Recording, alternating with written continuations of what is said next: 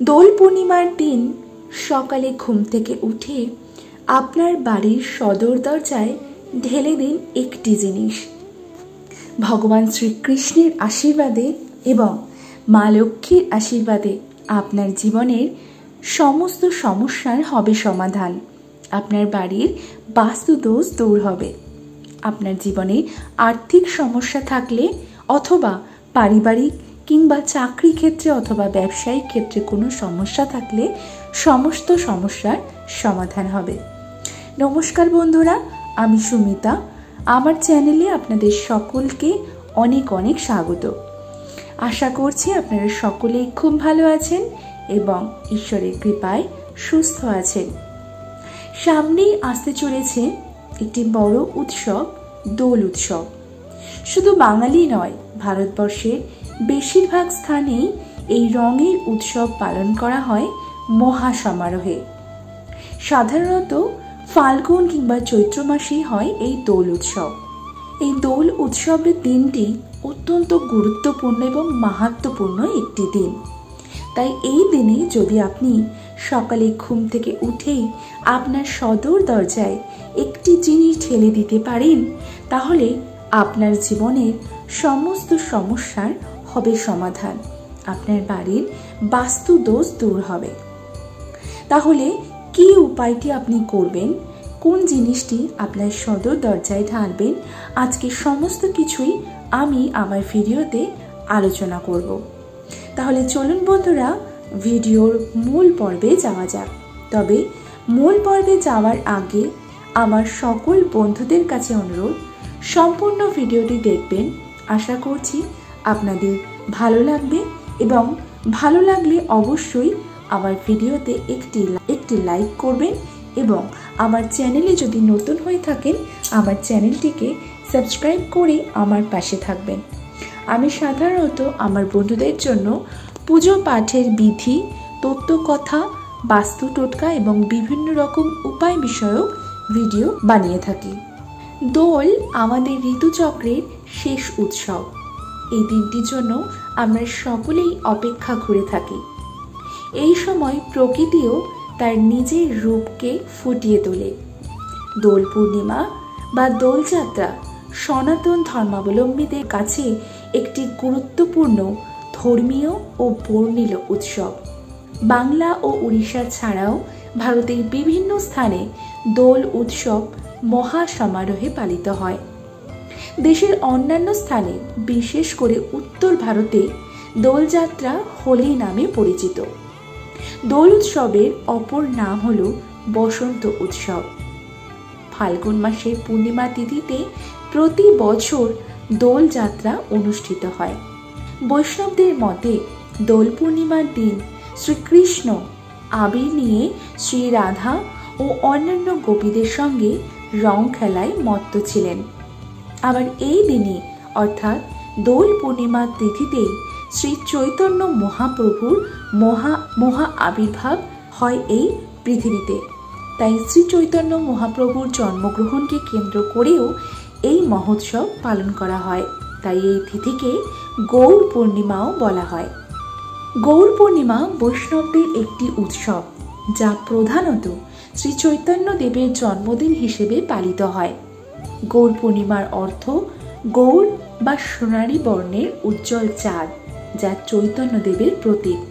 তার অনুগামীরা উপবাস থেকে চন্দ্রোদয়ের মাধ্যমে এই উৎসব পালন করে থাকেন।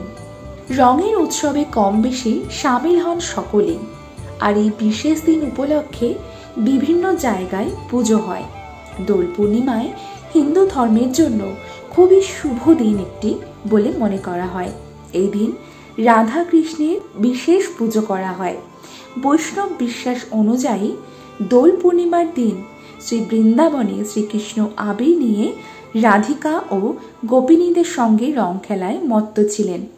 তাই এই দিনটি মহা সমারোহে ভারতের বিভিন্ন স্থানে পালিত হয় এবং রাধা কৃষ্ণের বিশেষ করে পুজো করা হয়। এবং এই দিনটি যেহেতু পূর্ণিমা থাকে, সেই জন্য মা লক্ষ্মীরও এই দিন বিশেষ পুজো করার রীতি প্রচলিত আছে। আবার এই তিথিতেই কারো কারো বাড়িতে সত্যনারায়ণ পুজো করার রীতিও প্রচলিত রয়েছে। চলুন বন্ধুরা, সবার আগে জেনে নিই এই দোল পূর্ণিমার সম্পূর্ণ সময়সূচি। 2024 সালের ফাল্গুন পূর্ণিমা পড়েছে 25শে মার্চ। পূর্ণিমা তিথি শুরু হবে 24শে মার্চ সকাল 9:58 থেকে এবং পূর্ণিমা তিথি শেষ হবে 25শে মার্চ বেলা 12:29। উদয় তিথি অনুযায়ী 25শে মার্চ পালিত হবে ফাল্গুনী পূর্ণিমা, তবে হোলিকা দহন হবে 24শে মার্চ। রং বেরঙের এই দোল পূর্ণিমার দিন যদি আপনারা একটি কাজ সঠিক উপায়ে করতে পারেন, তাহলে শ্রীকৃষ্ণের আশীর্বাদের সাথে সাথে মা লক্ষ্মীর আশীর্বাদও আপনার উপর সারা বছর বর্ষিত হবে। আপনার জীবনের সমস্ত সমস্যার সমাধান হবে। যেহেতু দোল পূর্ণিমা শুরু হচ্ছে 24 তারিখ এবং শেষ হবে 25 তারিখ, তাই দোল পূর্ণিমার উপবাস পালন হবে 25 তারিখে অর্থাৎ উদয় তিথি অনুসারে। কিন্তু আপনাকে যে জিনিসটি করতে হবে সেটি 24 তারিখেই করতে হবে। 24 তারিখে আপনি 1 ঘটি জল প্রস্তুত করবেন এবং সেই জলটি 25 তারিখ সকালবেলা উঠে আপনার সদর দরজায় ঢেলে দেবেন। এই 1 ঘটি জল কিভাবে আপনারা প্রস্তুত করবেন এবং কিভাবে ঢালবেন, কি কি সতর্কতা অবলম্বন করবেন, চলুন জেনে নিই। 24 তারিখ যেহেতু পূর্ণিমা পড়ে যাচ্ছে, তাই 24 তারিখ সন্ধেবেলায় আপনারা যখন সন্ধে পুজো দেবেন তখনই আপনাদেরকে 1 ঘটি জল প্রস্তুত করে রাখতে হবে। সবার প্রথমে আপনারা পুজো দিয়ে নেবেন আপনার আসনে যে সমস্ত আরাধ্য দেবতা রয়েছে আপনাদের। সমস্ত পুজো পাঠ সেরে একটি তামার ঘটি নিয়ে নেবেন। তামার ঘটি নেবেন, তামার ঘটি হলেই ভালো হয়। যদি তামার ঘটি না থাকে সেক্ষেত্রে আপনারা পিতলের ঘটি ব্যবহার করতে পারেন। তামার ঘটির মধ্যে নিয়ে নেবেন 1 ঘটি জল। সেটি আপনি শুধু গঙ্গার জলও নিতে পারেন, অথবা গঙ্গার জল যদি আপনার কাছে না থাকে সেক্ষেত্রে আপনি পরিষ্কার জল নিতে পারেন। চেষ্টা করবেন গঙ্গার জল নেওয়ার। সেই গঙ্গার জলের সাথে আপনি 2টো জিনিস মেশাবেন। সেটি হলো একটুখানি কর্পূর এবং তার সাথে মেশাবেন একটুখানি কালো তিল। গঙ্গা জলের সঙ্গে একটুখানি কর্পূর এবং কালো তিল মিশিয়ে তার সাথে নেবেন আপনার যে ঠাকুরের, আপনি সন্ধ্যাবেলায় যখন ঠাকুর শয়ন দিচ্ছেন তখন যে প্রসাদী ফুল আপনি ঠাকুরের পায়ের থেকে সংগ্রহ করেছেন সেই ফুল, সেই ঘটিতে দিয়ে সেই ঘটিটি আপনারা ঢেকে রেখে দেবেন ঠাকুর ঘরে।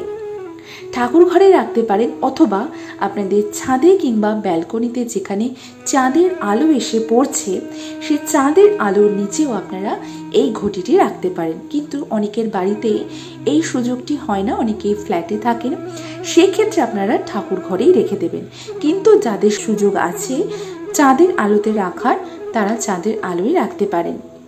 এই জলটি 24 তারিখ সারা রাত সেখানেই থাকবে, অর্থাৎ হয় ঠাকুর ঘরে, না হয় ছাদে কিংবা ব্যালকনিতে চাঁদের আলোর নিচে। এরপর পরদিন সকালবেলায় খুব সকাল সকাল ঘুম থেকে উঠবেন। বলা হয় ব্রহ্ম মুহূর্তে ঘুম থেকে ওঠা অত্যন্ত শুভ। বলা হয় যে ব্যক্তি যত তাড়াতাড়ি ঘুম থেকে উঠে অর্থাৎ সূর্যোদয় দেখতে পান তার জীবনে ভাগ্যোদয় তত তাড়াতাড়ি সম্ভব হয়। তাই চেষ্টা করবেন সকাল সকাল ঘুম থেকে ওঠার।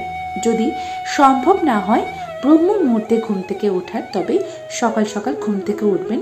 ঘুম থেকে উঠে বাড়ি ঘরদোর খুব সুন্দর করে পরিষ্কার করবেন। পরিষ্কার করার পর শুদ্ধ জলে স্নান করবেন। স্নানের জলের মধ্যে একটুখানি গঙ্গা জল ফেলে স্নান করবেন। স্নান করার পর আপনারা সকাল সকাল ঠাকুর ঘরে গিয়ে পুজো দেবেন এবং এই দিন ঠাকুরের পায়ে আবির দিতে ভুলবেন না। দোল পূর্ণিমার দিন আপনাদের সমস্ত যারা আরাধ্য দেবতা আপনার সিংহাসনে রয়েছে সমস্ত দেবতাদের পায়ে আপনারা আবির অর্পণ করবেন এবং সেই দিন আপনার বাড়ির গুরুজনদের পায়েও আবির অর্পণ করবেন।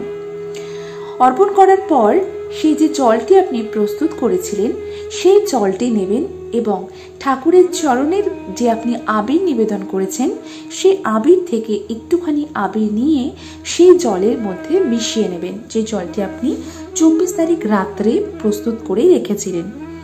এই সম্পূর্ণ জলটি মিশিয়ে আপনার বাড়ির যে মুখ্য দরজা আছে সেই দরজায় ঢেলে দেবেন। তার আগে প্রসাদী ফুলটা সরিয়ে নেবেন। যেহেতু প্রসাদী ফুলটা কারো পায়ে লেগে যেতে পারে, প্রসাদী ফুলটা সরিয়ে সমস্তটা আপনার পরিষ্কার করে আপনার সদর দরজায় ঢেলে দেবেন। এতে আপনার বাড়ির বাস্তু দূর হবে এবং ভগবান শ্রীকৃষ্ণ এবং মা লক্ষ্মীর কৃপায় সারা বছর তাদের আশীর্বাদ আপনার মাথার উপর থাকবে। এতে করে আপনার জীবনের সমস্ত বাধা বিপত্তি কেটে যাবে। আপনার যদি কোনো কাজ আটকে থাকে, যদি কোনো টাকা পয়সা কোথাও আটকে থাকে, সমস্ত বাধা আপনার কেটে যাবে। কিন্তু কয়েকটি সতর্কতা অবলম্বন করতে হবে এই দিনে, অর্থাৎ দোল পূর্ণিমার দিন অবশ্যই আপনারা নিরামিষ আহার গ্রহণ করবেন, আমিষ আহার গ্রহণ করবেন না। এবং দেখবেন বাড়িঘর যেন খুব সুন্দর পরিষ্কার থাকে এবং আপনার মুখ্য দ্বার যেন পরিষ্কার থাকে। মুখ্য দ্বারের সামনে যেন কোনো রকম আবর্জনা না থাকে এবং মুখ্য দ্বারে আপনার যেন কোনো ছেঁড়া ন্যাকড়া, ছেঁড়া চটি, ছেঁড়া জুতো অথবা কোনো জং পড়া তালা চাবি না থাকে, সেদিকে অবশ্যই খেয়াল রাখবেন। এই কয়েকটি জিনিস আপনারা যদি মেনে এই উপায়টি করতে পারেন, আপনার জীবনের সাফল্য অবধারিত। তাহলে বন্ধুরা, আশা করছি আজকের আমার ভিডিওটি আপনাদের ভালো লেগেছে এবং একটু হলেও আপনাদের উপকারে আসবে। আর যদি আমার ভিডিও আপনাদের ভালো লাগে, অবশ্যই আমার ভিডিওতে একটি লাইক করবেন এবং আমার চ্যানেলে যদি নতুন হয়ে থাকেন, আমার চ্যানেলটিকে সাবস্ক্রাইব করে রাখার অনুরোধ রইল। এবং ভিডিওটি বেশি বেশি করে শেয়ার করে দেবেন, যাতে আপনার সাথে সাথে আপনার আত্মীয় পরিজন, বন্ধু বান্ধব সকলেই এই ভিডিওটি পেয়ে উপকৃত হয়। তাহলে বন্ধুরা, আজকের ভিডিওটি আমি এখানেই শেষ করছি। আবারও দেখা হবে আপনাদের সঙ্গে নতুন কোনো একটা ভিডিও নিয়ে খুব শিগগিরই। ততক্ষণের জন্য আপনারা সকলে খুব ভালো থাকবেন এবং ঈশ্বরের কৃপায় সুস্থ থাকবেন।